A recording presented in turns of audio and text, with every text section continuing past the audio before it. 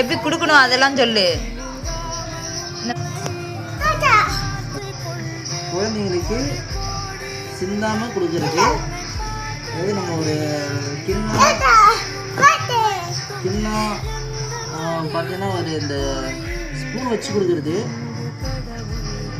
பார்த்தீங்கன்னா மேலே எல்லோரும் சிந்தோம். ஆனால் இது பார்த்திங்கன்னா அந்தளவுக்கு சிந்தாது. நம்ம அப்படியே ஒரு கையில் கிண்ணத்தை பிடிக்கணும், ஒரு கையில் ஸ்பூனை பிடிக்கணும், ஒரு கையில் பாப்பா பிடிக்கணும் அப்படின்னு இல்லாமல் நம்ம ஒரு கையிலே பாப்பா பிடிச்சணும், ஒரு கையிலேயே நம்ம குழந்தைங்களுக்கு இந்த ஈஸியாக சுலபமாக ஃபுட்டை ஊற்றிடலாம்.